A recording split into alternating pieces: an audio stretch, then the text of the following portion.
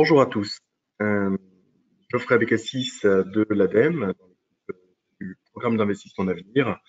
Bienvenue à ce webinaire sur le concours d'innovation qui va clôturer dans les semaines qui viennent. Pour ce webinaire, un tour d'horizon assez rapide. On va d'abord faire un petit tour de micro des personnes présentes autour de moi. Puis on fera un Q&A rapide pour aussi saisir un petit peu vos attentes et les priorisations qu'on mettra en avant sur cette présentation. Viendra ensuite la présentation en elle-même qui va durer une vingtaine de minutes et on gardera un temps d'échange assez conséquent pour les questions, en gros une demi-heure, mais quoi qu'il en soit, on fera en sorte de répondre à l'intégralité de vos questions avant de clôturer ce webinaire. Bienvenue en tout cas, donc Geoffrey Bécassis, je suis en charge des sujets énergie, réseau, biomasse à l'ADEME pour le programme d'investissement d'avenir. Donc je suis accompagné aujourd'hui d'Anthony Lelarge.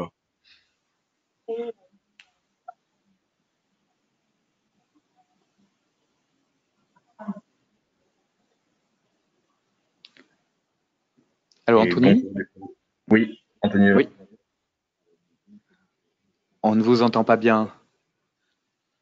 Oui, plutôt chef de projet sur les métiers transport et questions. Alors, on ne vous a pas du tout entendu, Anthony, vous présenter. Si vous pouvez peut-être vous rapprocher du micro. Oui. Est-ce que vous m'entendez mieux? Oui, très bien, merci. Oui, donc je disais juste en charge des sujets sur les thématiques transport et bâtiment. Mais donc on va peut-être tout de suite passer au sujet des questions-réponses pour voir ce qui vous intéresse le plus et comme ça on pourra axer la présentation sur les sujets qui vous intéressent en particulier. Entendu.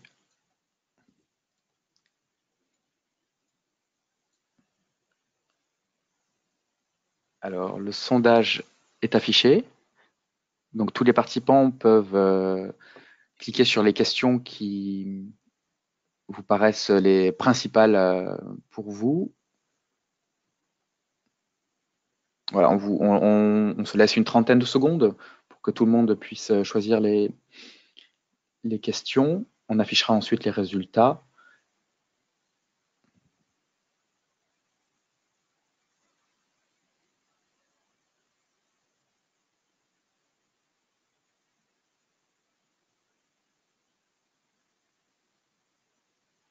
Alors, les réponses rentrent encore.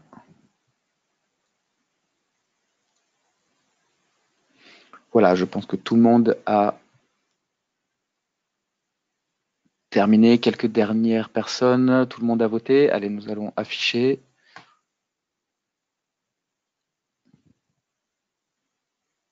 Voici, je vous laisse commenter les résultats et je vous redonne la main par la suite.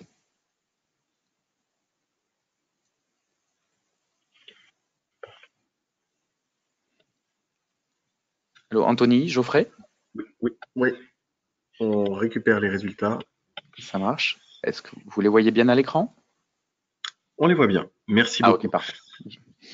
Du coup, en effet, bon, pas vraiment de surprise là-dedans. On est principalement sur des questions autour des process, donc des conditions d'éligibilité et de sélection. Donc, on couvrira bien ces éléments-là à travers la présentation. On fera peut-être un focus particulier sur l'éligibilité. Et ensuite, en effet, sur la question du dépôt, ça, on vous explicitera quelles sont les règles sur le concours d'innovation, qui, dans un but d'équité, sont assez légères. En tout cas, on n'a pas de réunion pré-dépôt en tant que telle, mais on y reviendra, je pense, un petit peu plus loin dans le process. Entendu. Voilà. Je vous redonne la main sur votre présentation. Vous allez avoir un petit message qui vous invite à partager votre écran et c'est super. Et je vous retrouve donc à la fin pour les questions-réponses. Merci beaucoup. Alors, pour démarrer, en fait, on voulait faire une petite rétrospective sur le programme des investissements d'avenir opéré par l'ADEME entre 2010 et 2017, donc sur les 2 premières phases du PIA, donc PIA 1 et 2. L'ADEME est un des opérateurs de ce programme, au même titre que peut l'être BPI France, par exemple, la Caisse des dépôts ou encore l'ANR. L'ADEME est le seul opérateur qui est thématisé sur son domaine d'expertise et de compétences, à savoir la transition écologique et énergétique, et donc couvre l'intégralité de ces champs à travers différents appels à projets qu'on lance chaque année. Donc entre 2010 et 2017, ce sont 85 appels à projets qui ont été lancés pour en gros 750 projets qui ont été financés et 2,5 milliards d'euros d'engagés. Les 2,5 milliards d'euros sont principalement des aides d'État, donc subventions et avances remboursables. Il y a également une part un peu plus mineure de prise de participation. Quand on parle de 2,5 milliards d'euros d'aides, ce sont des aides attribuées aux entreprises et aux organismes de recherche. On a ici un effet de levier d'environ 2, ce qui veut dire que pour 2,5 milliards d'euros d'aides d'État offerts par l'ADEME au titre du programme d'investissement d'avenir, ce sont environ 7 milliards d'euros qui ont été investis par les entreprises. Une information, alors c'est pas spécifique au concours d'innovation, c'est plutôt relatif en général aux appels à projets classiques, donc de grande envergure de l'ADEME. Un projet, c'est en moyenne 7 millions d'euros pour sa réalisation. L'ensemble des champs de la transition écologique et énergétique sont couverts par l'ADEME. Donc, on a 4 thématiques fortes: les transports et véhicules du futur, les énergies renouvelables, stockage et système énergétique au sens large, avec notamment smart grid, smart gaz, l'économie circulaire et les déchets, et enfin tout ce qui est relatif à l'efficacité énergétique et en ressources, que ce soit dans le bâtiment, l'industrie ou l'agriculture.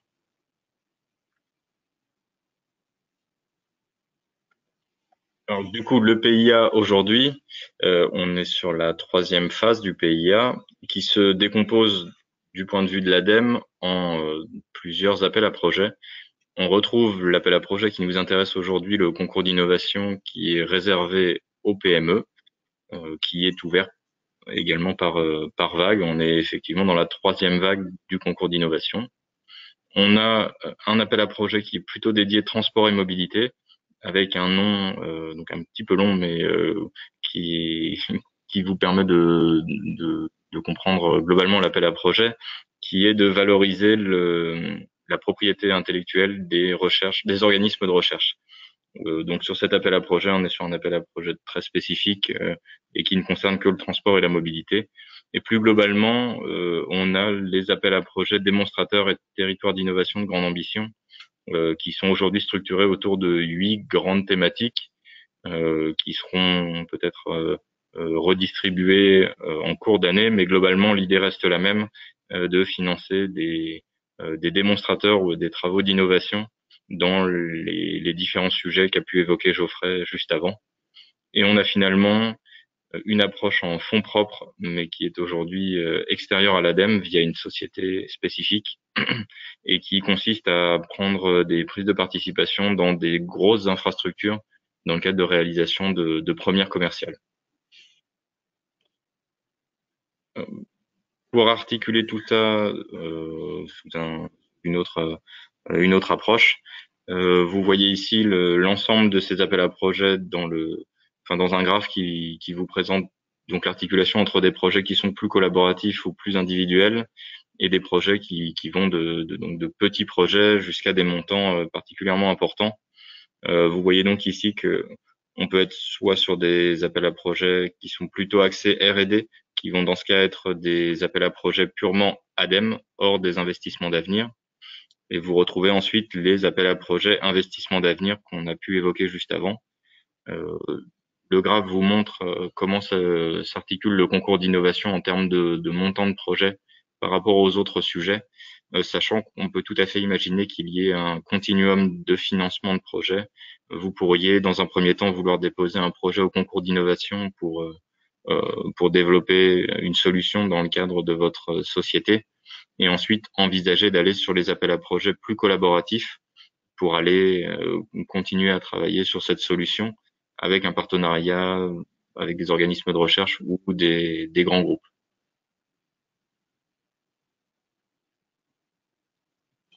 Pour rentrer... Je m'excuse, pardon, de vous couper. Simplement pour préciser à tous les participants, je crois qu'on n'a pas indiqué en introduction que si ils souhaitent poser des questions, il y a une petite boîte à outils qui est dédiée à cela, qui s'appelle Questions dans votre interface. Vous pouvez l'ouvrir et directement poser les questions au fil de l'eau et les intervenants y répondront dès la fin de la présentation. Je vous laisse la parole, je m'excuse. Non, pas de problème. Merci beaucoup pour cette précision. Du coup, si on rentre dans le vif du sujet sur le concours d'innovation, en introduction, bon, le concours d'innovation, on rappelle qu'il est réservé aux PME. On est dans le cadre de projets monopartenaires, ce qui signifie que du point de vue de l'ADEME, nous n'aurons qu'un partenaire financé. Néanmoins, vous pouvez travailler avec d'autres sociétés ou d'autres, enfin des organismes de recherche, mais dans ce cas, il s'agira pour nous de sous-traitance. On gardera uniquement des projets qui proposeront donc un partenaire principal qui demandera un certain montant d'aide. En aucun cas, on envisagera de projets de partenariat de PME dans lesquels 2 ou 3 PME pourraient être financés dans le cadre d'un même projet. Voilà, donc c'est une précision importante puisqu'on a déjà eu des cas comme ça.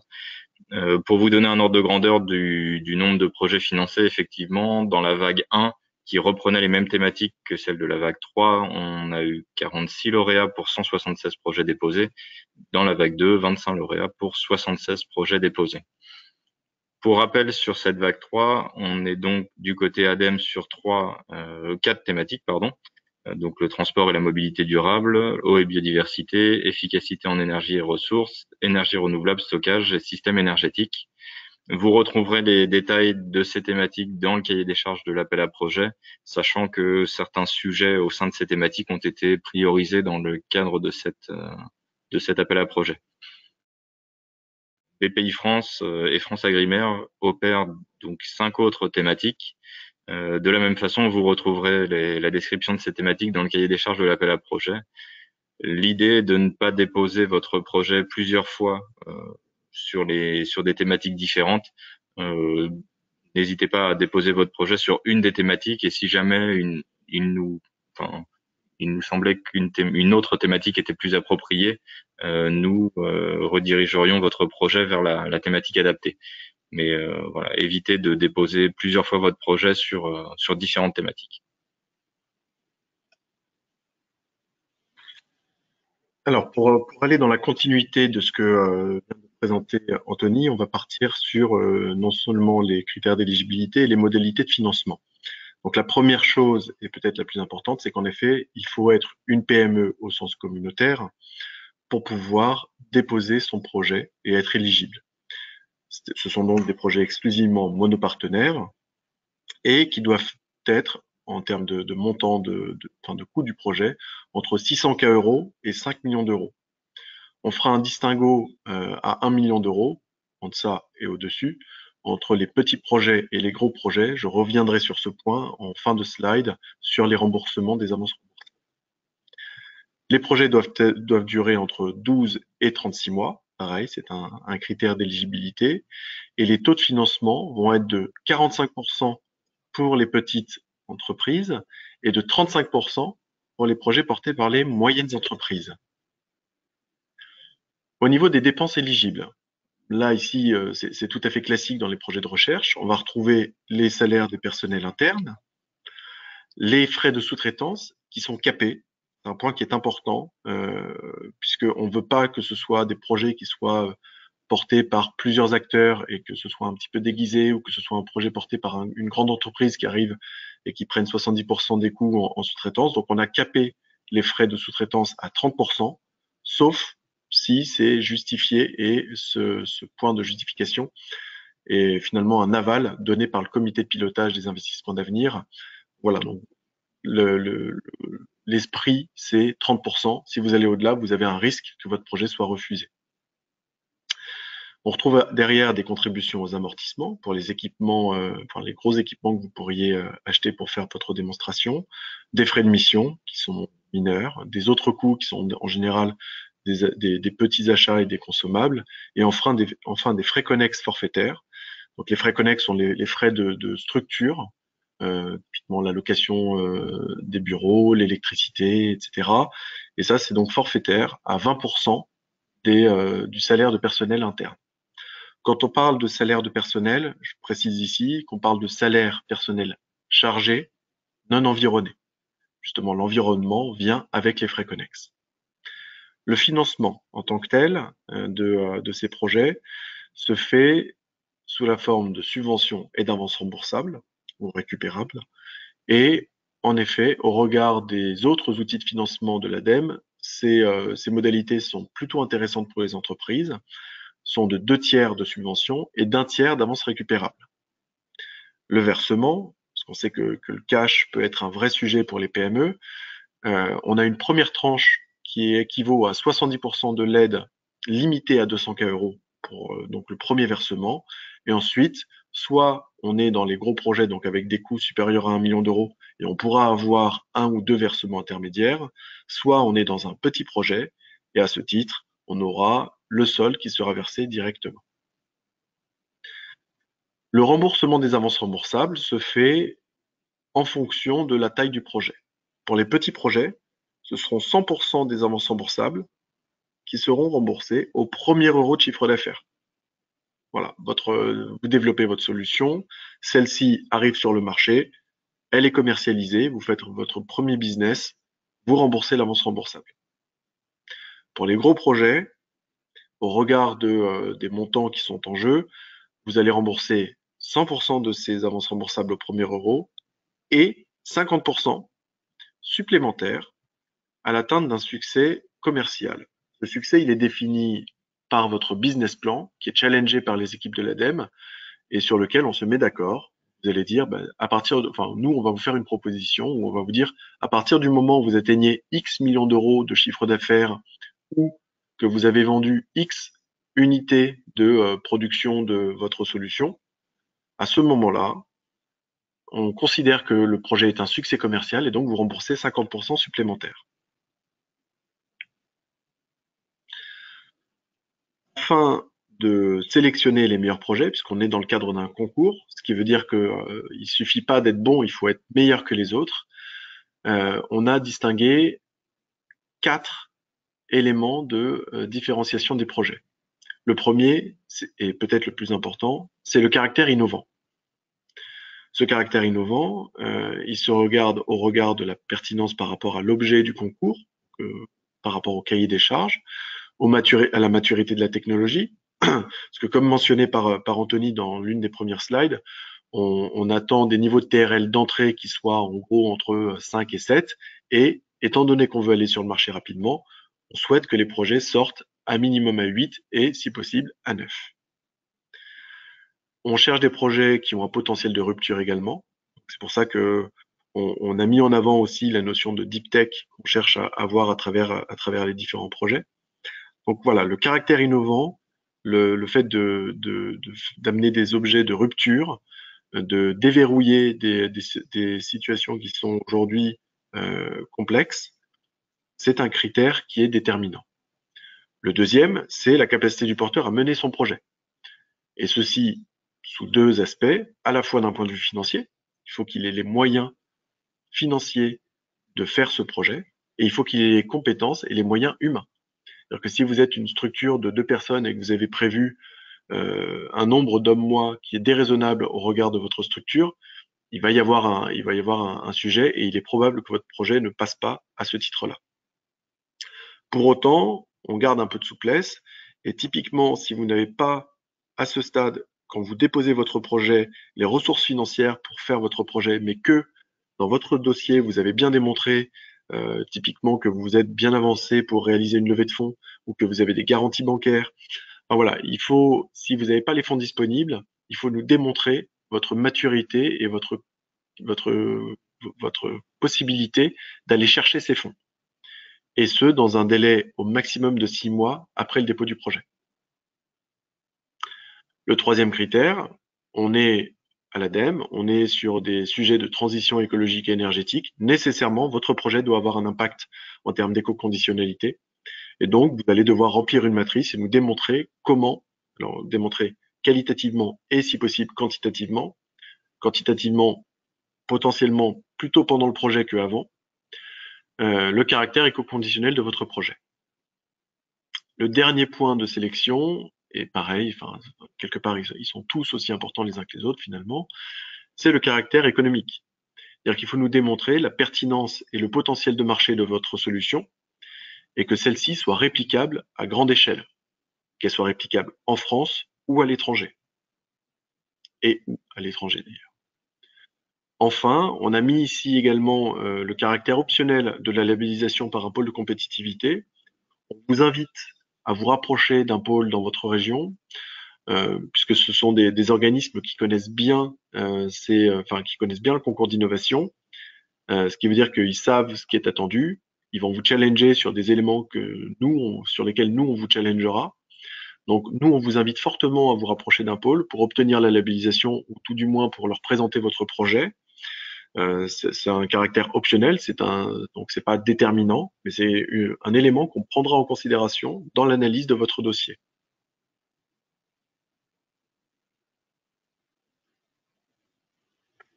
En termes de processus de sélection et de calendrier, alors peut-être une information qui n'est pas dans la slide, mais dans la mesure où vous aviez indiqué dans vos réponses que vous souhaitiez qu'on en parle un peu, ce qui précède la phase de présélection, c'est bien évidemment la phase de pré-dépôt.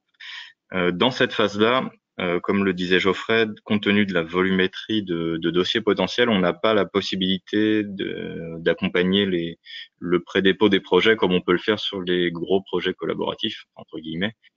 Donc, nous vous incitons à vous rapprocher des pôles de compétitivité qui sont là aussi pour vous accompagner sur la construction de votre dossier, vous faire remonter les points d'alerte dans la rédaction de votre dossier ou dans le fond du dossier, afin que vous puissiez déposer un dossier qui soit le plus mature possible par rapport aux éléments que eux peuvent avoir de retour d'expérience.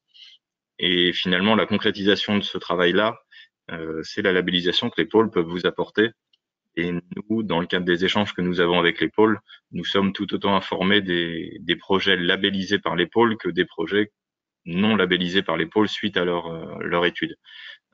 Pour toutes ces raisons, la principale recommandation que nous pouvons avoir en termes de pré-dépôt, c'est de consulter les pôles pour avoir leur retour d'expérience, leur accompagnement, potentiellement leur labellisation.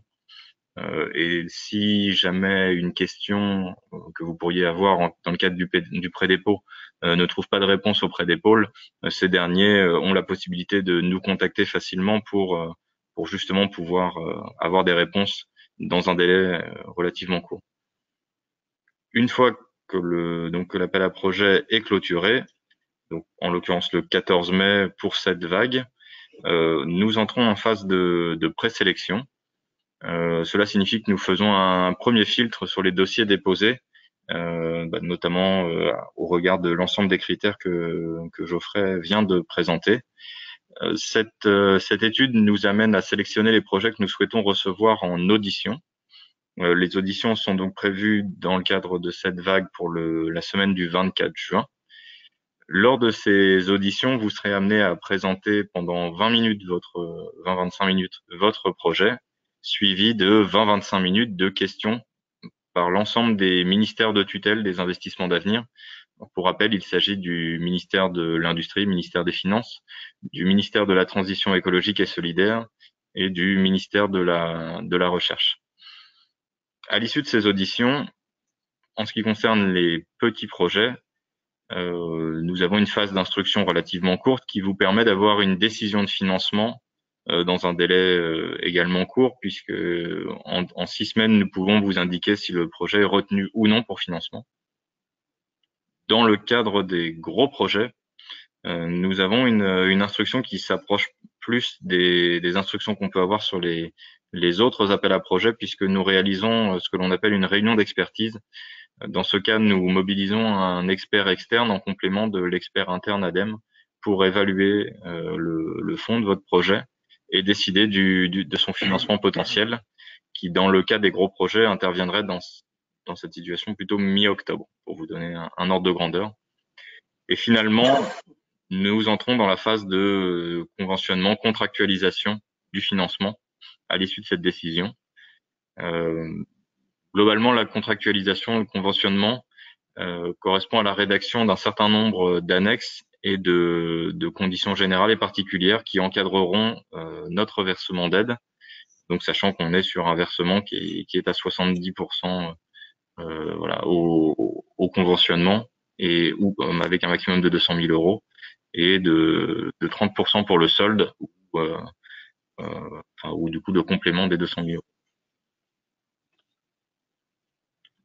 Finalement, vous retrouverez donc sur cette dernière slide l'ensemble des liens et des adresses mail qui peuvent vous être utiles pour le concours d'innovation, quelle que soit la thématique qui vous intéresserait. Par rapport à l'adresse mail, nous essayons d'être le plus réactif possible. Autant que possible, c'est une recommandation, essayez d'envoyer des mails qui spécifieraient vraiment votre besoin et la question que vous pouvez avoir. Les mails du type nous sommes intéressés par le concours d'innovation, pouvez-vous nous rappeler? Compte tenu de la volumétrie, encore une fois, sont des mails auxquels on ne pourra pas répondre de cette façon-là. Par contre, si vous avez des questions vraiment précises sur des sujets qui vous interrogeraient dans le cadre de la rédaction du dossier ou par rapport à des sujets de financement, dans ces cas-là, n'hésitez pas à nous écrire. Dans tous les cas, la plateforme sera clôturée le 14 mai à midi. De façon un peu préventive, nous vous conseillons d'ouvrir votre dossier sur la plateforme en amont de cette clôture. Vous avez la possibilité de sauvegarder les informations que vous aurez rentrées à l'intérieur de la plateforme. Vous pouvez rentrer ces différentes informations ainsi que les documents dont nous pouvons avoir besoin au fur et à mesure. Donc, vous pouvez tout à fait ouvrir votre dossier dès maintenant.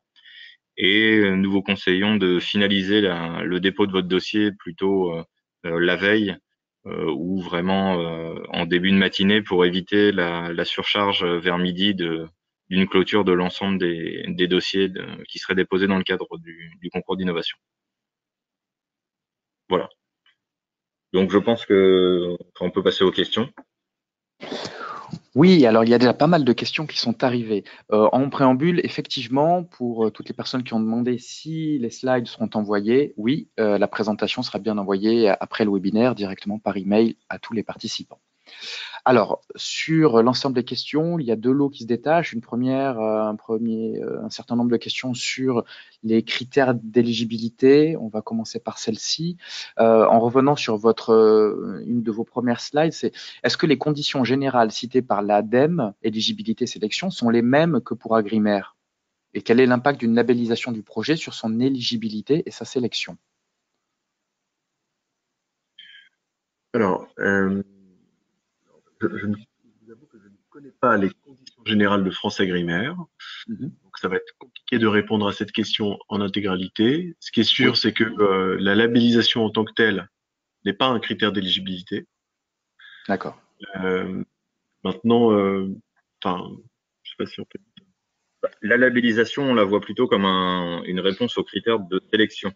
On considère que les pôles ont la capacité d'analyser au même titre que nous les aspects des critères de présélection et peut-être de remonter quelques éléments d'attention. Globalement, un projet non éligible ne sera pas labellisé. Donc on peut dire qu'au moins les pôles de compétitivité ont ce premier filtre que de labelliser uniquement des projets éligibles. Après, ce qu'évoquait Geoffrey, c'est effectivement au niveau des conditions générales qui sont le document que vous trouvez en pièce jointe de l'appel à projet. Il est possible qu'on ait des conditions générales qui soient un peu différentes de BPI France et France Agrimaire. Par contre, globalement, sur les conditions d'éligibilité, du coût du projet, du fait qu'on ne finance que des PME, sur ces conditions qui ont été évoquées dans une des slides, elles restent similaires pour les trois opérateurs de l'État. D'accord.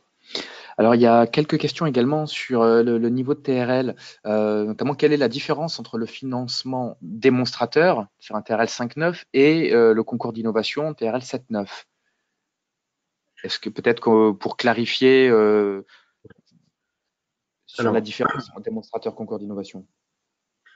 En fait, les niveaux de TRL qui sont annoncés sont plus indicatifs que, pareil, il n'y a pas de critères d'éligibilité au regard du niveau de TRL. Ce qu'on attend globalement, c'est qu'il y ait à minima une preuve de concept qui ait été faite, en laboratoire et qui soit prête à aller jouer sur le terrain réel en extérieur. Donc ça, c'est un petit peu les attendus. Pourquoi est-ce qu'on a un distinguo entre les appels à projets classiques et le concours d'innovation? C'est simplement du fait que le concours d'innovation est vraiment axé sur le développement et l'accélération de la croissance des PME. Et donc, on attend des projets un peu plus courts, potentiellement, et donc plus proches du marché. C'est simplement cet élément-là qui fait qu'on attend potentiellement des projets qui vont démarrer à un TRL 7 pour finir à 9. Maintenant, si l'entreprise nous démontre qu'elle a la capacité et que son planning est cohérent pour démarrer un projet à TRL 5 et qu'elle l'amène à 9 en 2 à 3 ans, ce ne sera pas du tout un frein. Donc c'est plus indicatif qu'autre chose. Voilà. Entendu. Merci. Alors, deux questions. Pour les appels à projets de démonstrateurs, l'idée, même s'il n'est pas interdit d'avoir des projets monopartenaires, c'est vrai qu'on est plutôt dans l'idée de projets collaboratifs sur les autres appels à projets qui font intervenir à la fois des PME et potentiellement des industriels. Et on serait du coup sur des projets qui seraient potentiellement d'envergure plus importante en termes de budget, en termes de... voilà. D'accord. Merci. Bonjour, est-il prévu d'avoir une thématique économie circulaire en vague 4? Alors, à ce stade, la vague 4 n'est pas encore actée. Il y avait bien une thématique économie circulaire en vague 2. Quelque part, on peut dire que les éléments qui sont dans alors je me souviens plus du nom exact de la thématique, mais sur économie de ressources et d'énergie, on pourra retrouver des éléments similaires à ce qu'on pourrait retrouver dans l'économie circulaire. Ces éléments seront discutés avec les ministères avant l'été et le cahier des charges devrait sortir, je crois, début juillet. À ce stade, on n'a pas d'informations quant aux thématiques des prochaines vagues. Entendu. Alors, deux questions à suivre qui se rejoignent, qui ont été posées lors de votre diapo sur les résultats des précédentes vagues. Est-ce que les résultats présentés sur la vague 1 et 2 concernent uniquement l'ADEME ou toutes les thématiques confondues, c'est-à-dire ADEME, BPI, FranceAgriMer? Il s'agit exclusivement des projets ADEME. Très bien. Bonjour, un projet peut-il répondre à plusieurs thématiques? Alors oui, alors juste un tout petit complément pour les personnes qui pourraient être intéressées par les autres thématiques BPI France ou FranceAgriMer. Alors on a un système qui s'appelle les fiches lauréats qui peut vous permettre de retrouver en version assez synthétique, puisque en général une fiche lauréat fait une page ou deux, les projets qui ont été financés dans le cadre du concours d'innovation, et que ce soit pour BPI France, ADEME ou FranceAgriMer. Donc, vous pouvez retrouver en tout cas l'ensemble des informations sur les projets financés si vous souhaitez vous faire une idée des projets qui ont pu être retenus. Voilà. C'était un Merci petit pour la précision. Oui. Et donc, pour revenir à la question, oui, est-ce qu'un projet peut répondre à plusieurs thématiques? Effectivement, nous, on a forcément été obligé de discrétiser les thématiques, et il est possible que parfois vos projets soient un peu à cheval entre deux thématiques. Dans ce cas-là, l'idée est de choisir la thématique qui vous semble être la plus importante sur les deux qui pourraient correspondre, et de déposer votre projet dans la thématique la plus pertinente. Peut-être une toute petite précision par rapport à ça. Quand on dit la thématique la plus importante, quelque part, c'est vraiment où se situe l'innovation. C'est-à-dire que si on est vraiment sur l'innovation qui vise à développer le système de stockage, même si on est dans le bâtiment, potentiellement, on sera plutôt dans la partie stockage. Donc c'est vraiment là où se situe l'innovation qu'il faut voir, c'est là où il faut déposer le projet. Un élément supplémentaire, c'est que les thématiques clôturent en même temps, et ce sont les mêmes personnes qui analysent l'ensemble des thématiques. Ce qui veut dire que si nous, on estime que le projet, en effet, il a été déposé sur la partie ressources et que finalement, on estime que c'est plutôt dans la partie énergie, il basculera et ce ne sera pas un sujet. D'accord. Merci. Une question, quelle est la différence entre petite entreprise et moyenne entreprise? C'était y avait une distinction dans une de vos diapos, ça a été posé à ce moment-là. Oui. Alors, du coup, vous retrouverez ces informations-là dans le règlement communautaire, enfin, dans le règlement de la Commission européenne. Et pour vous donner tout de suite la réponse, une petite entreprise est une entreprise de moins de 50 salariés et moins de 10 millions d'euros de chiffre d'affaires ou de total bilan. Voilà. Et dès que vous ne respectez plus ces conditions, vous êtes considéré comme une moyenne entreprise, sachant qu'une moyenne entreprise va jusqu'à 250 salariés et 50 millions d'euros de chiffre d'affaires ou 43 millions de total bilan. D'accord. Une toute petite précision, en fait, il faut 2 exercices consécutifs pour changer de statut. Si l'année dernière, l'exercice précédent, vous étiez une PME, en tout cas une moyenne entreprise, et que cette année, vous avez passé les seuils, vous êtes une grande entreprise, vous êtes toujours considéré comme une moyenne entreprise. C'est en 2 ans consécutifs dans une catégorie qui vous fait changer de catégorie. D'accord, merci. Alors, il va y avoir ensuite plusieurs questions sur la partie financement. Une dernière question avant de s'intéresser au financement. Bonjour, mon projet porte sur la mobilité durable, monopartenaire, de niveau TRL 3, TRL 8 à l'issue du projet, pour un programme de 1 million d'euros. Dois-je me tourner vers le concours d'innovation plutôt que vers le programme transport et mobilité? Alors, a priori, donc, si le porteur de projet est bien une PME et que la propriété intellectuelle ou qu'en tout cas le développement est vraiment porté par l'entreprise, le concours d'innovation sera préférable car le critère vraiment de valoriser une propriété intellectuelle d'un organisme de recherche est très très important dans le cadre de l'appel à projet transport et mobilité.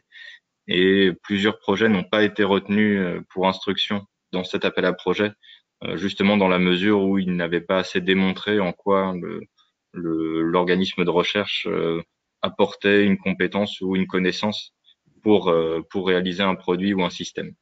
Donc, pour éviter cet écueil et cette complexité-là, si vous êtes une PME et dans la mesure où le projet peut aller jusqu'à 5 millions d'euros de coût, nous vous incitons plutôt à aller sur le concours d'innovation, sachant que, en termes de contraintes budgétaires, on n'est pas non plus, vous avez pu le voir, le taux de sélection n'est pas complètement drastique. Vous avez la possibilité d'être financé malgré tout. D'accord, merci. Alors, il y a plusieurs questions là sur l'aspect financier. Je vais vous en lire deux, notamment sur la question des 2 tiers, 1 tiers. Alors, bonjour, je ne comprends pas la limite de versement à 70% en première tranche limitée à 200 kg, alors qu'au minimum, les projets sont à partir de 600 K. Logiquement, 70% de 600 kg fait 450 kg.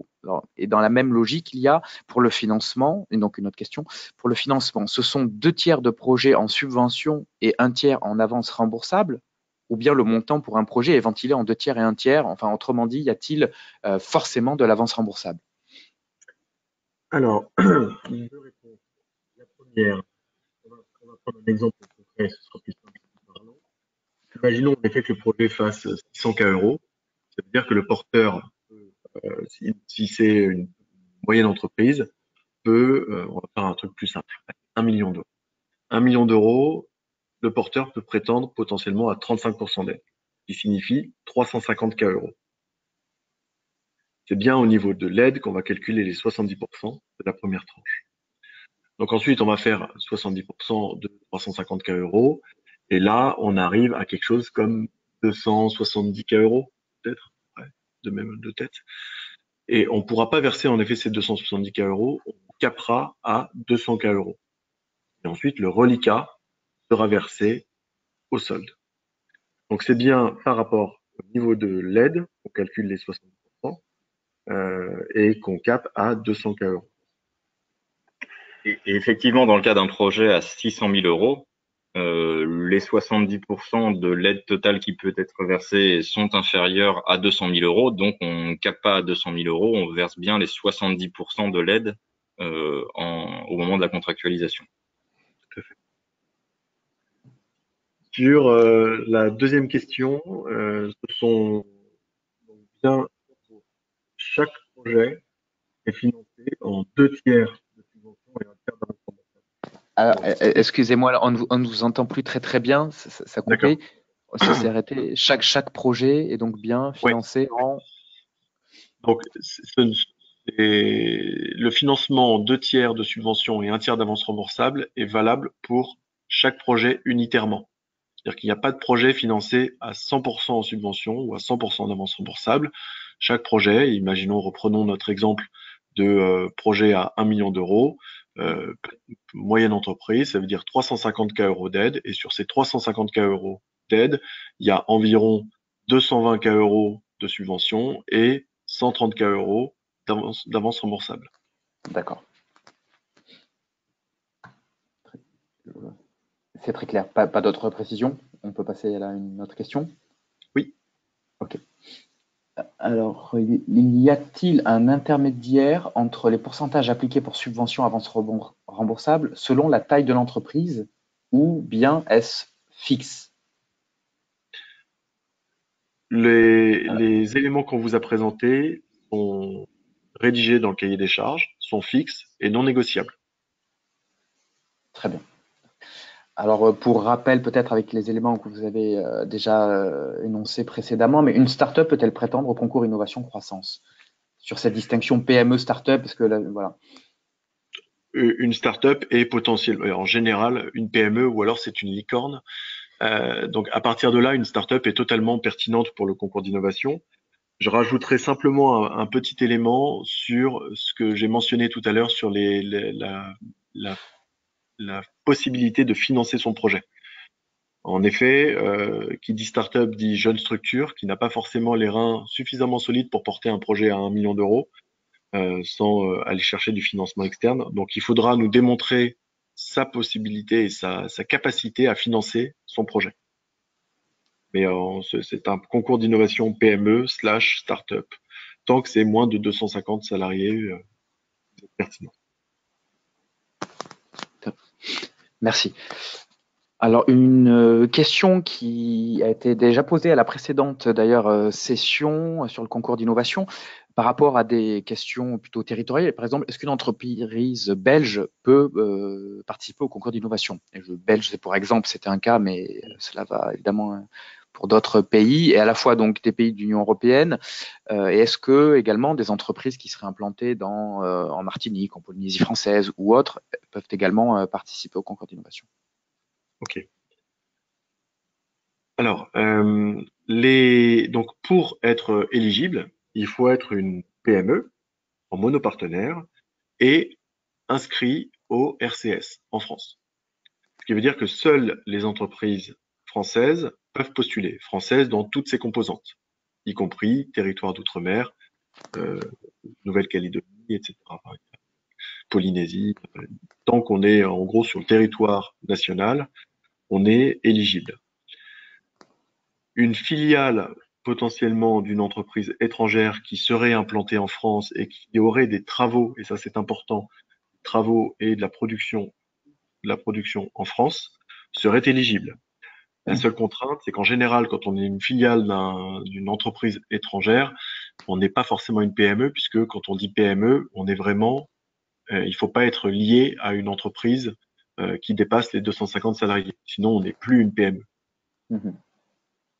Mais dans les faits, c'est la territorialité qui compte et pas la nationalité. Donc, si vous êtes implanté en France avec un cabis enregistré au RCS, vous êtes éligible. Entendu. Effectivement, petite précision sur ces aspects de PME. Nous, on évalue bien le statut PME au périmètre du groupe dans lequel se trouve la société, dans le cadre d'une intégration fiscale, par exemple. Et donc, on évaluera bien la taille de la société dans le cadre d'une participation d'entreprises, partenaires. Enfin, on fera bien la somme de l'ensemble des sociétés qui constitueraient un groupe, qui sont partie prenante au capital de la société pour évaluer si l'entreprise qui dépose le projet est bien une PME ou non. Le caractère autonome de la PME est fort. D'accord, merci. Alors justement, une question qui nous vient de quelqu'un avec une entreprise implantée à La Réunion, à l'île de La Réunion. Bonjour, comment traite-t-on les aides PIA par rapport au crédit impôt recherche, qui est justement là à La Réunion de 50%? Alors, du coup, par rapport à ces aspects-là, vous constaterez que le périmètre de l'assiette de dépenses n'est pas tout à fait similaire entre le crédit d'impôt recherche et les aides d'État que l'on propose. Néanmoins, ce qu'il vous est demandé de faire au niveau du crédit d'impôt recherche, lorsque vous déclarez, on parle bien d'un projet, lorsque vous déclarez votre projet au crédit d'impôt recherche, vous êtes contraint de retrancher les aides perçues dans le cadre notamment du concours d'innovation de l'assiette de dépenses éligibles du crédit d'impôt recherche. Vous retirerez aussi bien les subventions que les avances remboursables perçues. Et lorsque vous rembourserez les avances remboursables, vous aurez la possibilité de réintégrer ces avances dans l'assiette de dépenses du crédit d'impôt de recherche déclaré pour l'année de remboursement des avances. Donc globalement, les avances remboursables sont à somme nulle puisque vous les retranchez une année et vous les réintégrez lorsque vous les remboursez. Et les subventions viennent en déduction de l'assiette de dépenses du crédit d'impôt recherche. Très clair, merci. Pas d'autres précisions? Non. C'est bon? Ok, question suivante. Quelles sont les ressources financières et les garanties bancaires qui sont demandées précisément? Alors, pour ce qui est des ressources financières, en fait, on est dans une logique de 1 pour 1. Ce qui veut dire qu'on ne pourra pas, enfin, on pourra octroyer, mais en tout cas, on ne pourra pas déclencher une aide si l'entreprise n'a pas 1 euro de fonds propres en face d'1 euro d'aide. Donc ça, c'est assez objectif comme critère. C'est vraiment la notion du 1 pour 1. Pour ce qui est des garanties, ça, on pourra, en gros, si le dossier est un peu léger au niveau de sa capacité à être financé, l'entreprise peut mettre toutes les garanties qu'elle veut. En tout cas, il faut muscler au maximum cette partie financière pour crédibiliser son plan de financement. Nous, c'est des choses qu'on pourra regarder, mais ce qui est sûr, c'est qu'on ne pourra pas aller au-delà du 1 pour 1. Très bien, merci. Alors, deux questions de la même. Pour les gros projets, le montant maximum initial est de 200 kg. Pour les projets, le remboursement de l'avance récupérable est-il avec un délai post-premier euro de chiffre d'affaires, type fin de l'année N+1, ou sur un chiffre d'affaires constaté, ou un chiffre d'affaires a été constaté? J'ai lu la question à la volée, vous avez pu saisir je pense avoir potentiellement saisi, mais il faudra pas hésiter voilà, ouais. à compléter la question potentiellement. Oui. Alors, je vais répondre à la deuxième partie, je crois, de la question. Parce que je suis pas sûr qu'il y avait une première partie. Au regard quand on réalise le seuil de déclenchement du chiffre d'affaires qui déclenche le remboursement des avances remboursables. Une fois qu'on déclenche ce seuil, à ce moment-là, le remboursement se fait à partir de l'année N+1. C'est-à-dire que vous réalisez votre chiffre d'affaires en année N, vous clôturez votre exercice. 4 mois après, ou 6 mois après, vous avez votre pièce fiscale qui est disponible.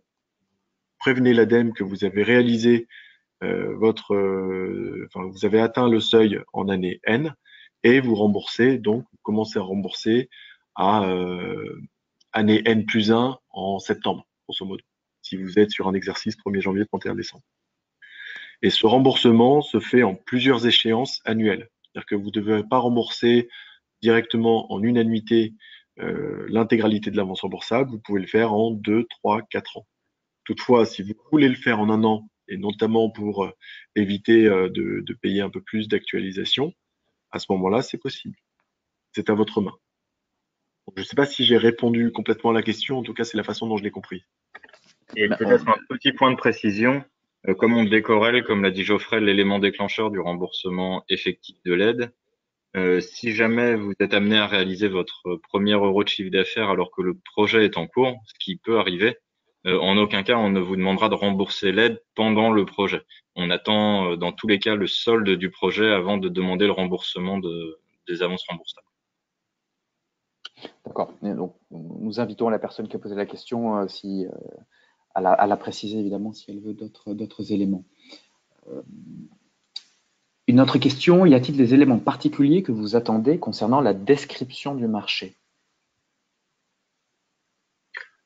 Une réponse assez sommaire, hein. Ce qu'on attend, c'est que on ait une bonne description à la fois potentiellement en top-down qu'en bottom-up. Vraiment qu'on parte à la fois du marché, enfin, du potentiel de marché, on fait ça autour de la part de marché, etc. en, en top-down. Ou alors on part des clients qu'on a d'ores et déjà identifiés, sur lesquels on sait à qui on peut vendre cette solution et on remonte ça dans le tableau de chiffre d'affaires potentiel généré. Donc ça, c'est des choses qui sont attendues. Ce qui est attendu aussi également, c'est à la fois l'accès au marché, c'est-à-dire nous dire comment est-ce que vous allez atteindre vos objectifs. Est-ce que vous allez par quel canal de distribution, par exemple? Est-ce que vous allez faire du licensing? Voilà, donc vraiment comment vous allez atteindre vos objectifs. Et après, il y a un point qui est critique également, qui est lié à la concurrence. C'est-à-dire que la solution que vous développez, elle a une utilité, un usage. Peut-être il y a d'autres acteurs qui ont la même type de techno qui sont implantés et qui rendent le même usage. À ce moment-là, il faut faire cette analyse critique de quel élément de différenciation est-ce que votre solution apporte. Il est important également de regarder potentiellement quel autre type de technologie, je pense par exemple si on est dans le stockage, que vous développez une batterie lithium-ion, potentiellement l'hydrogène peut amener le même service. Donc il ne faut pas se cantonner exclusivement aux acteurs qui font la même techno, mais qui répondent à un même besoin. Et du coup, dans la continuité, pendant qu'on y pense, c'est exactement le même raisonnement à avoir pour l'état de l'art. On peut demander, quand on parle d'état de l'art, on ne demande pas, on ne demande même surtout pas l'état de l'art de la société à date sur le sujet, mais bien l'état de l'art accessible sur le sujet que vous souhaitez développer, pour voir dans quelle mesure votre solution est innovante par rapport à ce qui peut exister par ailleurs. Puisqu'on a déjà eu des dossiers où finalement les entreprises nous présentaient l'état de l'art de la société, mais cette information ne nous apporte pas grand-chose pour évaluer le caractère innovant de la solution qui est développée. Et donc on applique le même raisonnement pour l'aspect économique où on est intéressé surtout par les hypothèses que vous prenez, au-delà des chiffres que vous nous présentez. Et donc c'est effectivement ce qu'a dit Geoffrey, le marché global, le marché adressable, et avec les parts de marché finalement, ce que ça pourrait générer de votre côté, enfin à la fin du calcul. Et je vais me permettre de rebondir également sur ce que dit Anthony pour anticiper potentiellement une question. Est considéré comme innovant quelque chose qui apporte une solution à un verrou identifié. Ce n'est pas parce que personne n'a développé cette solution, n'a mis en place cette solution qu'elle est innovante. Elle doit répondre à un verrou, et ce verrou n'est pas nécessairement technologique, il peut être organisationnel, il peut être réglementaire. Voilà, donc on a certes peut-être un prisme technologique, mais il n'est pas que technologique. Merci. Alors, il y a à suivre un certain nombre de questions où vous avez très certainement apporté déjà des éléments de réponse, mais je vous propose quand même de les adresser au cas où certains participants nous aient rejoints en fait en cours de route. Quitte à ce que ce soit une redite, ça vaudra un rappel pour tout le monde, si vous en êtes d'accord. Alors, quel impact a le Seal of Excellence d'un projet instrument PME dans l'évaluation? On reboucle sur aussi les labellisations. Ouais. Voilà. De la même manière que la labellisation d'un pôle de compétitivité, c'est un point qu'on va prendre en considération dans l'analyse et dans la sélection potentielle du projet, mais ça s'arrête là. C'est-à-dire que ce n'est pas une garantie alors c'est un gage de qualité du dossier, c'est indéniable, surtout quand on voit les taux de sélection à H2020. Donc voilà, c'est un point qu'on prend en considération, mais ce n'est pas une garantie. Très bien, merci. Alors, une question concernant la langue utilisée aussi bien pour la rédaction du dossier écrit que pour l'éventuel oral. Voilà. Est-ce qu'on peut rédiger son dossier en anglais? Alors ça, une réponse a déjà été apportée à cette personne, il le précise, donc c'est non, il faut rédiger en français. Mais la question complémentaire, c'est est-ce qu'il peut y avoir pour l'oral une certaine souplesse où les auditeurs poseraient une question en français et les audités, disons, pourraient y répondre en anglais. Voilà. Quel est le degré de souplesse? Est-ce que vous confirmez déjà que c'est une rédaction et normalement un oral en français? Et est-ce qu'il y a une certaine souplesse avec des interlocuteurs anglophones? Alors, je confirme, enfin non, on confirme la réponse sur le fait que le dossier doit être rédigé en français, D'accord. exclusivement, et l'oral se déroule en français. Alors, je ne dis pas que personne ne parle anglais, mais c'est les règles, on est encore une fois dans le cadre d'un concours, donc voilà, les règles sont les mêmes pour tout le monde. L'audition se fait en français. Entendu, merci. Bonjour, est-ce que l'assiette des dépenses du projet débute à compter de la clôture du concours ou après la sélection du projet? Un point extrêmement intéressant, en effet, qu'on n'a pas abordé jusqu'à présent. Les dépenses sont éligibles au dépôt du dossier D'accord. et donc au dépôt sur la plateforme. Ce qui veut dire également que si votre dossier il est déposé non pas le 14 mai à 11 heures, encore une fois, ce qu'on vous recommande vraiment pas, parce qu'on peut avoir des lenteurs de plateforme et que si ça plante, c'est pour vous et pas pour nous. Si votre dossier il est déposé le 15 avril, les dépenses seront éligibles au 15 avril. Très bien, d'accord. Question complémentaire, à quelle date se fait le premier versement par rapport à la décision?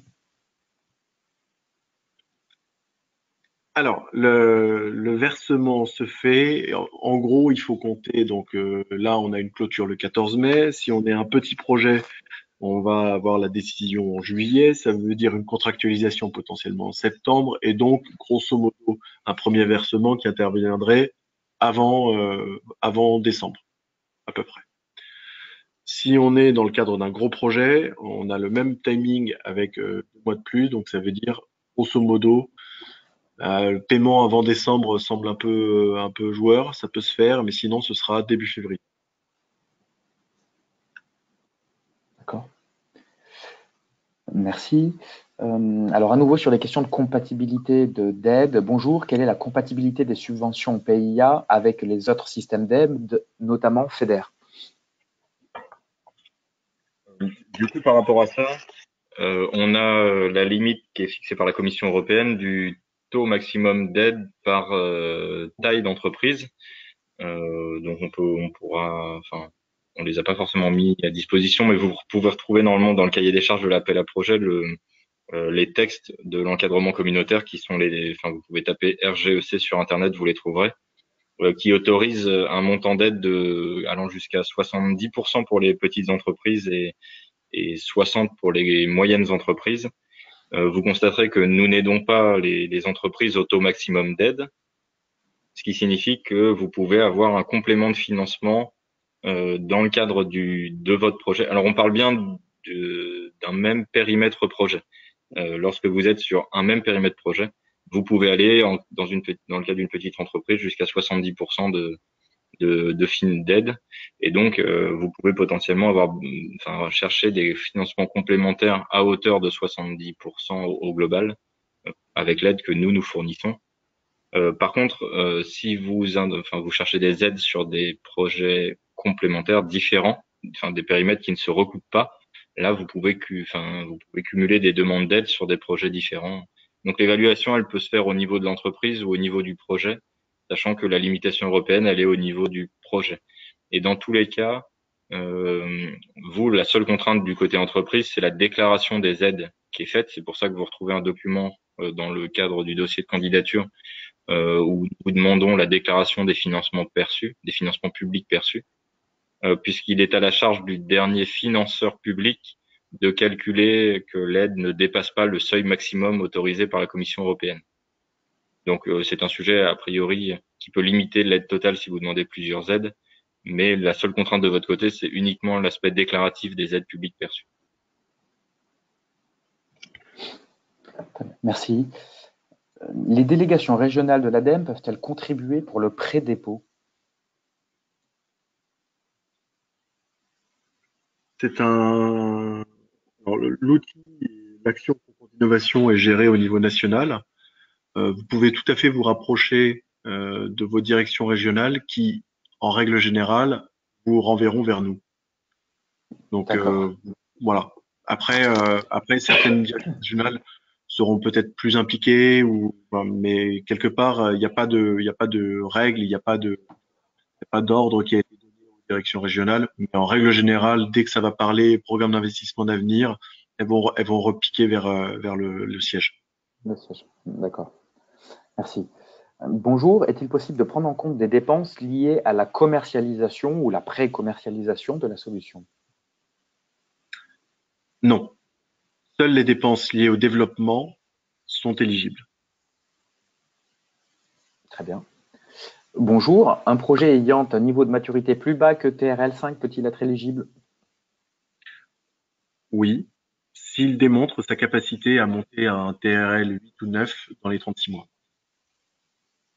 Toutefois, un projet qui partirait de pas grand-chose serait éligible, mais ne serait vraisemblablement pas sélectionné.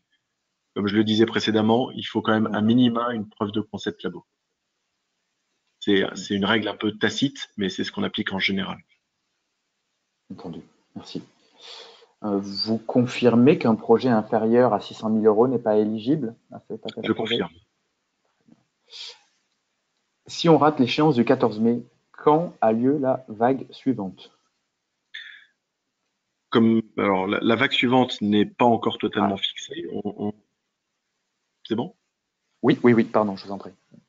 La vague suivante devrait être ouverte à l'été pour une clôture à l'automne. Toutefois, les thématiques ne sont pas connues aujourd'hui. Et il y aura probablement une vague complémentaire qui pourrait ressembler à celle-ci l'année prochaine, aux mêmes dates. Toutefois, on n'a aucune certitude à ce niveau-là. Entendu. Merci. Alors, la commercialisation donc, de la solution résultant du projet qui a été présenté dans le cadre du concours d'innovation doit-elle se faire forcément à l'issue du programme de travail? Alors, pas nécessairement à l'issue, mais il faut qu'on ait une visibilité assez claire sur les travaux restants à mener pour la commercialisation. D'accord. Par ailleurs, pour les avances remboursables, nous avons ce qu'on appelle une période d'observation de 5 ou 6 années à l'issue du projet, qui fait que pour toutes ces années qui suivent le solde du projet, nous demandons aux entreprises de nous remonter le chiffre d'affaires généré dans le cadre du projet, par les produits développés à l'issue du projet ou qui ont bénéficié du projet, qui fait qu'on peut comprendre que la commercialisation, elle n'intervienne pas directement au solde, mais en tout cas, elle peut intervenir sur les 5 ou 6 années qui suivent le projet. D'accord. Merci. Une PME peut-elle concourir une deuxième fois avec un projet amélioré? Oui, tout à fait. Le concours d'innovation est en effet assez sélectif. Donc, il est possible que votre dossier, s'il n'est pas jugé suffisamment mature à cette vague, ou en l'occurrence potentiellement à la vague précédente, pourra potentiellement être financé. D'accord. Alors, une question, commentaire, question. Je suis personnellement référencé en tant qu'expert chez BPI France pour auditer des projets. Y a-t-il un équivalent au sein de l'ADEME, et notamment pour auditer des projets présélectionnés sur des aspects de marché, business plan, stratégie, internationalisation? On a une liste d'experts, en effet. Les dépenses, alors ça, vous y avez déjà répondu, mais je vais regrouper deux questions. Les dépenses liées à la préparation du lancement commercial sont-elles éligibles? Le personnel marketing commercial est-il éligible? Y a-t-il des critères sur le profil du personnel présenté? C'est un peu la même question que tout à l'heure, effectivement. Tout à fait. Nous, on intervient surtout sur les phases amont, aux phases de commercialisation. Et les aspects de marketing ou ces choses-là ne sont pas éligibles dans le cadre du concours d'innovation. Très bien. Merci. Une question sur quelles sont les différences entre instrument PME et concours d'innovation? Alors personnellement, je maîtrise pas suffisamment l'instrument PME de H2020. Parce qu'il y en a un qui s'appelle chez BPI France. Je le maîtrise pas suffisamment pour vous dire quelles sont les différences. Euh, je peux pas répondre à cette question. Entendu. Alors, serait-il possible de cumuler le développement d'un prototype et d'un pilote industriel dans le cadre du concours innovation ADEME?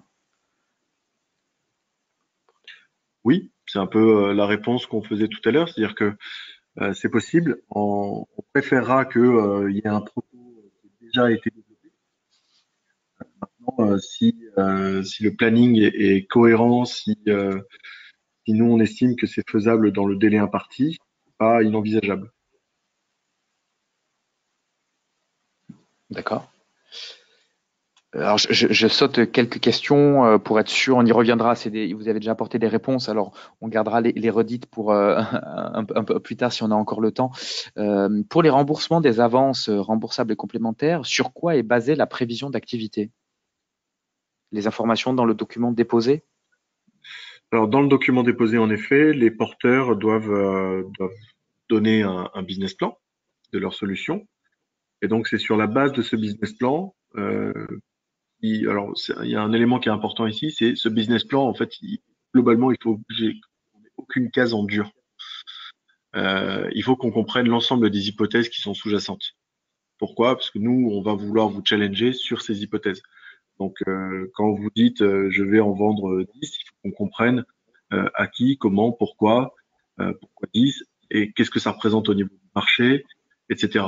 Donc, il y a un business plan qui doit être remis par les porteurs, et nous, notre rôle, c'est de challenger pour arriver à quelque chose qui soit, de notre point de vue, raisonnable et prudent, scénario, qu'on puisse faire une proposition de retour financier qui soit un vrai succès commercial et pour autant qu'il ne soit pas décorrélé d'un risque déraisonnable pris par l'État. Merci. Alors, il y avait quelques coupes de son. C'est juste pour, voilà, pour les réponses à venir. Alors, plusieurs questions sur l'évaluation et les évaluateurs. Alors, en moyenne, quel est le pourcentage de participants étant conviés à l'audition?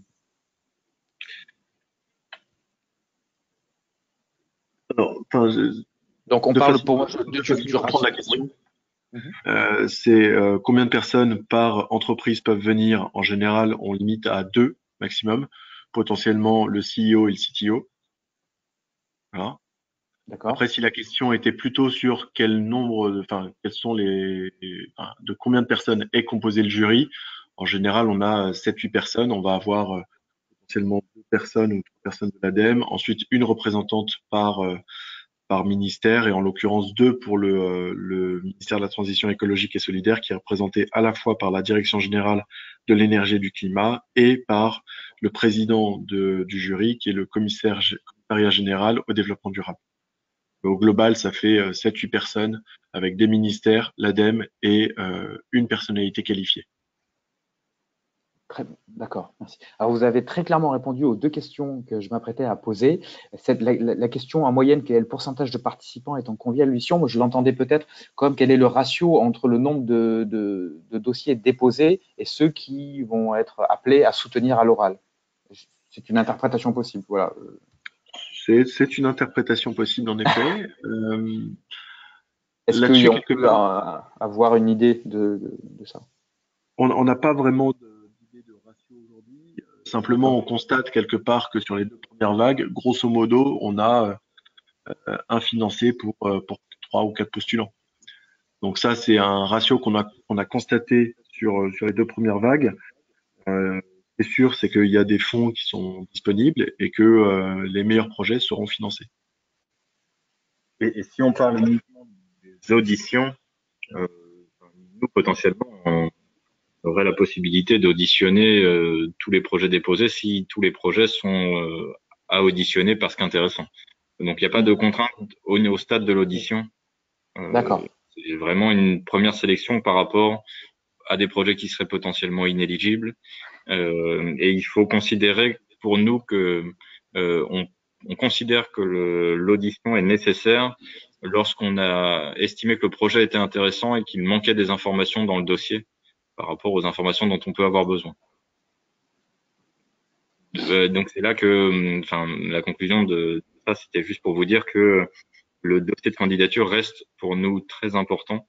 De votre point de vue, du point de vue entreprise, c'est la première façon que vous avez de communiquer avec nous sur le contenu de votre projet, le contenu de votre entreprise.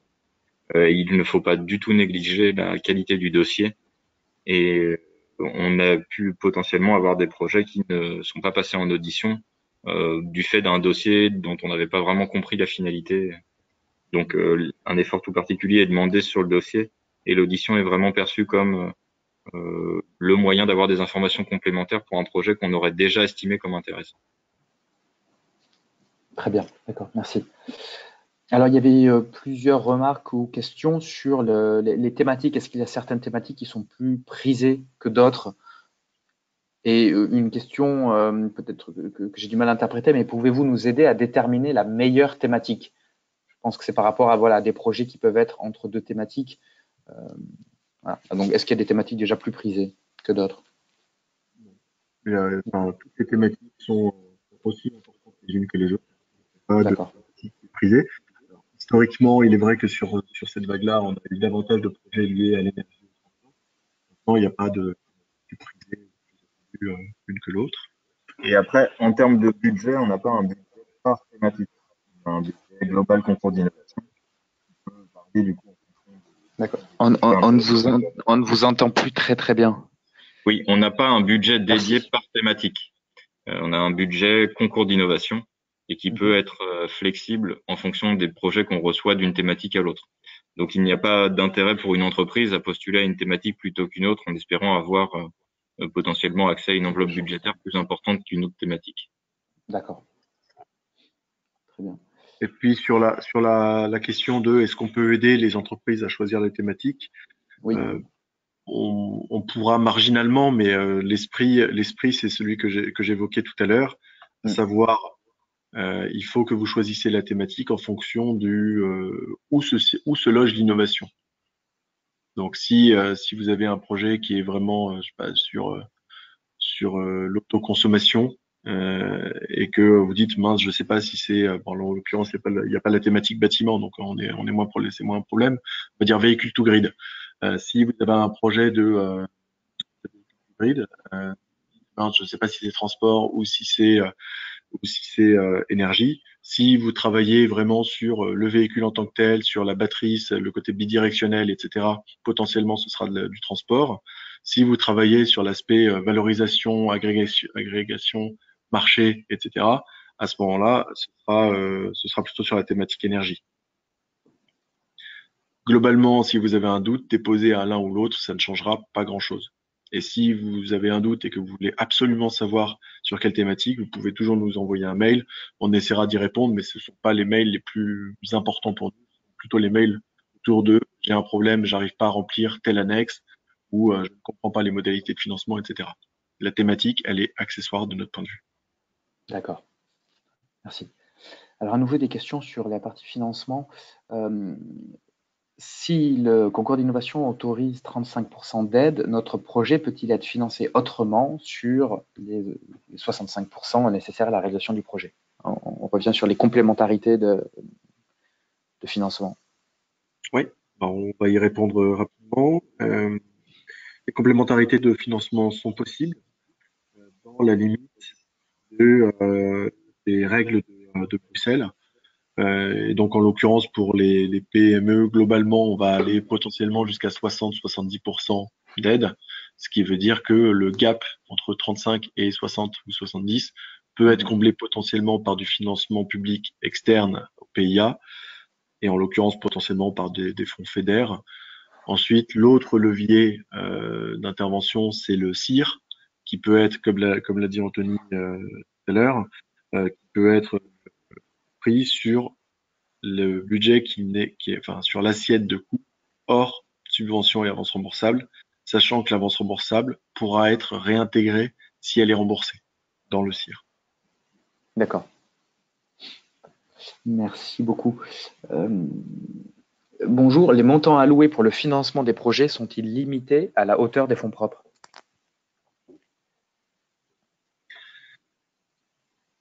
Alors, ils sont limités en effet à la hauteur des fonds propres. Toutefois, on n'ira pas au-delà de ce qui est prévu des fonds propres. Toutefois, les fonds propres peuvent ne pas être disponibles au début du projet. Pour autant, il faut qu'on ait un plan de financement qui soit crédible sur l'intégralité du projet et qu'on voit l'évolution des fonds propres pour qu'on puisse verser l'aide cohérente avec ceux-ci. Merci. Alors, deux questions sur la sous-traitance. Y a-t-il des contraintes pour les sous-traitants, comme leur origine géographique, par exemple? Alors, il y a deux types de contraintes pour les sous-traitants. Il y a une contrainte en termes de montant, c'est-à-dire de pourcentage du projet, c'est-à-dire qu'on ne peut pas aller au-delà de 30%, sauf cas exceptionnel.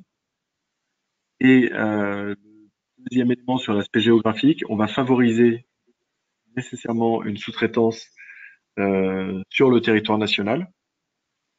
Maintenant, s'il y a une sous-traitance justifiée parce qu'aucun acteur n'est en capacité de donner ce service-là ou cette solution au porteur et qu'il peut aller la chercher exclusivement en Allemagne ou au Japon, à ce moment-là, potentiellement, ces coûts de sous-traitance seront intégrés dans l'assiette des coûts. Il est possible aussi que le porteur assume une sous-traitance à l'étranger sur un point qui n'est pas forcément trop critique d'un point de vue innovation et qui est important pour lui. Et ces coûts ne seront pas éligibles, mais ça ne remet pas en question le caractère éligible du projet. Très bien, merci. Alors, une clarification ou plutôt une confirmation. Dans le cas d'un projet porté par un consortium, je comprends que le projet n'est pas éligible au concours d'innovation, mais correspond davantage aux conditions d'éligibilité de l'appel à projet démonstrateur. Ai-je bien compris?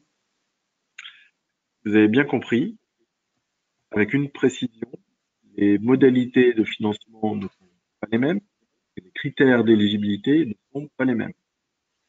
Donc, il faut être sûr, typiquement, si on est dans le cadre d'un consortium, mais que le coût global du projet est inférieur à 2 millions d'euros, à ce moment-là, le projet ne sera pas éligible. Pour cela, je vous invite à regarder sur le site de l'ADEME les cahiers des charges des différents appels à projets, sachant que tous les appels à projets qu'on vous a présentés sur la partie démonstrateur ont les mêmes modalités, les mêmes critères. Donc, que vous regardiez bâtiment ou énergie renouvelable, ça va être la même chose. Donc, je vous invite à regarder ces critères d'éligibilité pour être sûr que votre projet, même s'il est en consortium, est éligible. Merci. Une solution apportant une innovation d'usage et non technique est-elle éligible? Par exemple, un service innovant pour le recyclage de certains produits. Comme je le mentionnais précédemment, l'innovation n'est pas nécessairement technologique. Elle peut être d'usage, serviciel, organisationnel, même de business model potentiellement. Que ça n'est pas un sujet pour nous tant qu'on a un verrou en face qu'on avait bien identifié au regard de l'état de l'art et qu'on va pouvoir supprimer ce verrou et atteindre le marché. Les dépenses de dépôt de brevet sont-elles éligibles? Les dépenses de dépôt de brevet ne sont pas éligibles. Les dépenses pour préparer, vraiment les dépenses de développement en vue d'aller déposer un projet sont éligibles. Mais en tant que tel, le dépôt du brevet, quelle que soit sa maille géographique, n'est pas éligible. Très bien, merci. Une première commercialisation peut-elle être faite au cours du projet, avec par exemple une première version du produit pour répondre au mieux aux attentes du marché? Oui, tout à fait. On n'a pas de problématique à avoir une première commercialisation, même si c'est commercialiser une version un peu bêta, c'est pas un sujet. Au contraire, nous on cherche à aller à accélérer la croissance de l'entreprise et donc qu'elles aillent le plus vite sur le marché. Si vous faites une première version qui va déjà remporter un premier marché, qui va vous permettre de tester votre solution, de l'améliorer et qu'en fin de projet celle-ci soit totalement finalisée, c'est d'autant mieux. Merci. Question sur le processus d'évaluation. Dans le cadre de l'oral, est-ce que vous gardez les notes de l'écrit ou est-ce que tous les dossiers présélectionnés repartent de zéro? Il n'y a pas de note en tant que telle à l'écrit. C'est vous passez à l'oral, alors ça repart pas de zéro puisqu'on part de la base du dossier tel qu'il a été déposé. Et ensuite, on va venir creuser les points qui nous semblaient soit faibles, soit pas forcément suffisamment détaillés, etc. dans le dossier. Ce qui veut dire également que, comme le disait Anthony, le meilleur est le dossier, le plus efficient et le plus efficace, pertinente sera, le plus pertinent sera l'oral. Donc c'est vraiment c'est la juxtaposition des deux. Très bien. Donc, ce qui répond très clairement à la question suivante, peut-il y avoir des dossiers sélectionnés sans audition? Apparemment, à l'évidence, non. Voilà. Merci. Alors, la personne n'a pas bien entendu, malheureusement, dans le cas d'un projet porté par un consortium. Je comprends que le projet n'est pas éligible au concours innovation, mais correspond davantage au concours, enfin, l'appel à projet démonstrateur. Est-ce que vous pouvez juste en un mot revenir dessus? Oui, non, c'est juste le fait de dire que le fait d'être en consortium n'est pas une condition nécessaire et suffisante pour pouvoir déposer le dossier dans les autres appels à projets de l'ADEME. Les autres appels à projets de l'ADEME ont également un certain nombre de conditions d'éligibilité qu'il est nécessaire de remplir pour pouvoir déposer un dossier, et comme notamment le fait d'avoir un projet qui dépasse 2 millions d'euros de coût total. Et voilà, ce que disait Geoffrey, c'était de vous référer au cahier des charges de ces appels à projets qui sont disponibles sur le site de l'ADEME. Très bien, merci beaucoup d'avoir renouvelé votre réponse. Avant l'audition, transmettez-vous les points à éclaircir, à améliorer? Non. Non. Très bien. L'hydrogène, l'énergie l'hydrogène est-elle considérée comme énergie renouvelable? Il y a un axe hydrogène dans l'appel à projet. Alors, en effet, on reste dans la transition écologique et énergétique. Si on est sur un hydrogène issu de vaporeformage de gaz classique, non, c'est pas renouvelable et pas nécessairement de projet lié à l'hydrogène sur cette thématique-là. Autrement, oui. D'accord. À nouveau, une question sur l'audition. L'ensemble du jury lors de l'audition a-t-il eu connaissance du dossier écrit de candidature? Oui. Parlez-vous de fonds propres ou quasi propres, c'est-à-dire intégrant les comptes courants? Là, on parle bien uniquement de fonds propres et on ne considère pas les quasi-fonds propres. Très bien, merci. Alors, je parcours les dernières questions restées sans réponse. Dans le cas où le projet ne rencontre pas le succès commercial attendu, comment se passe le remboursement de l'avance remboursable? L'avance remboursable, pour vous faire une présentation synthétique de cet aspect-là, on dit que l'avance remboursable est une façon pour l'État de partager le risque technique et un peu marché avec les entreprises. Et c'est pour cette raison qu'il diffère du prêt bancaire, puisque l'avance remboursable n'est pas forcément à rembourser. Si les conditions qui sont définies dans le cahier des charges de remboursement des avances remboursables ne sont pas déclenchées, potentiellement, si vous n'atteignez pas, si vous n'amenez pas le produit sur le marché, que vous ne générez pas 1 euro de chiffre d'affaires, ou si vous ne générez pas le chiffre d'affaires qui était attendu dans le cadre du contrat, l'avance remboursable devient de la subvention, de tout ou partie, en fonction du niveau d'échec. Bon, on ne le souhaite pas, mais en tout cas, l'idée, c'est de dire que justement, en cas d'échec du projet, on partage avec vous le risque projet.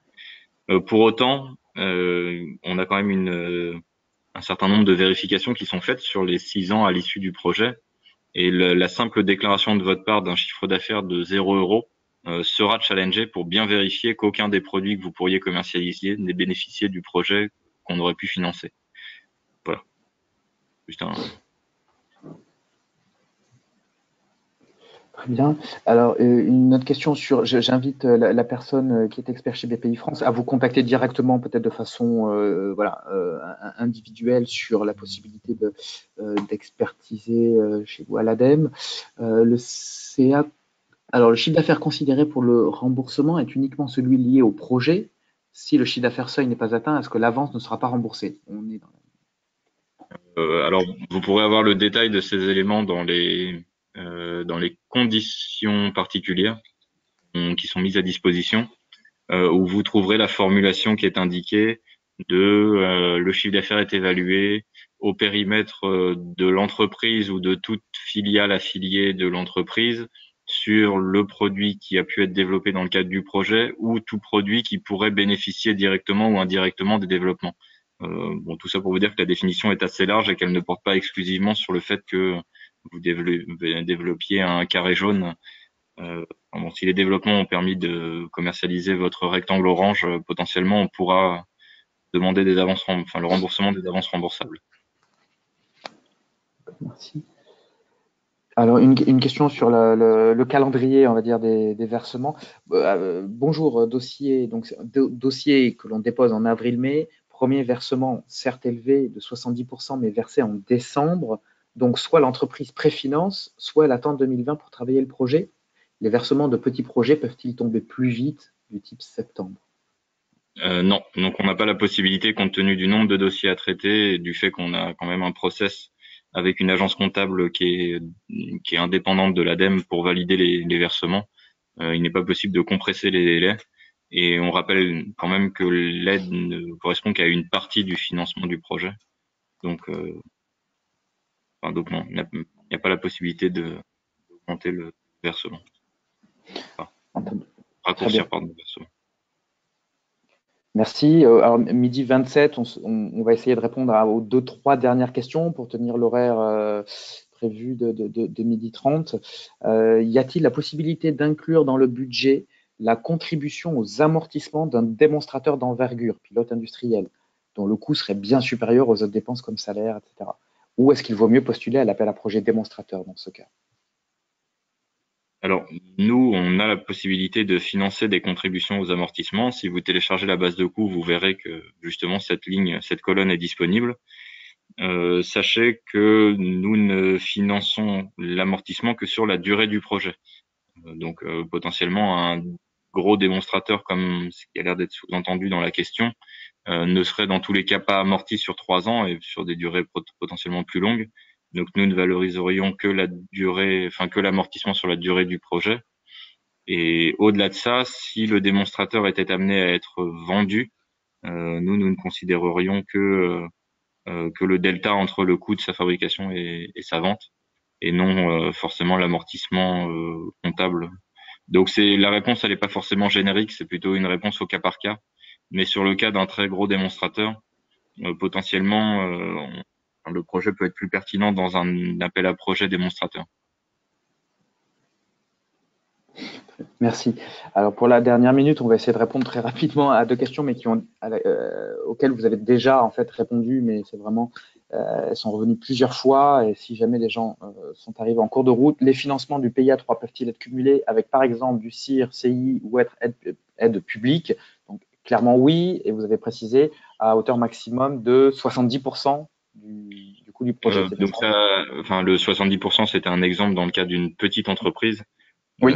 Encore une fois, donc la limite est fixée par la Commission européenne et le document, le RGEC définit les règles d'attribution maximum de l'aide. Et dans tous les cas, les pôles de compétitivité pourront vous aider à définir ces cumuls de financement. Merci. Allez, une dernière question qui vient d'arriver à la volée. Quel est le profil des évaluateurs lors des auditions? Les profils sont volontairement multiples pour pouvoir avoir une analyse complémentaire. Donc, on aura des gens du ministère de l'Industrie, du ministère des Finances qui vont plutôt avoir une analyse économique du projet, des gens du ministère de la Transition écologique et solidaire qui seront plutôt intéressés par la dimension éco-conditionnelle, donc la participation du projet à la transition écologique et environnementale. Des profils plus scientifiques du côté du ministère de la Recherche pour évaluer le niveau d'innovation des projets. Et comme le disait Geoffrey, des gens qu'on appelle du coup des personnalités qualifiées, qui sont d'ores et déjà sélectionnées, qui sont des personnes, des experts externes du monde, qui sont externes au ministère et qui vont avoir des compétences ou des expertises spécifiques par rapport aux thématiques qu'on a pu avoir dans le concours d'innovation. Et enfin, les gens de l'ADEME qui aussi sont mobilisés en fonction de leur expertise sur les différents sujets. D'accord. Bien, écoutez, merci beaucoup. Il ne reste qu'une ou deux questions, mais il est midi 30. Je vous propose de mettre un terme à ce webinaire et de conclure. Quelques remerciements arrivent par l'interface et certaines personnes qui ont trouvé vraiment, et vous remercie, ont trouvé ça très utile d'avoir cet échange, ce lien avec vous en cours de consultation. Merci à vous en tout cas pour votre temps et puis désolé pour éventuellement les petits bugs logistiques, mais voilà. On vous a très bien entendu. Merci encore à vous deux et à tous les participants et bonne journée. Bonne fin de journée à tous.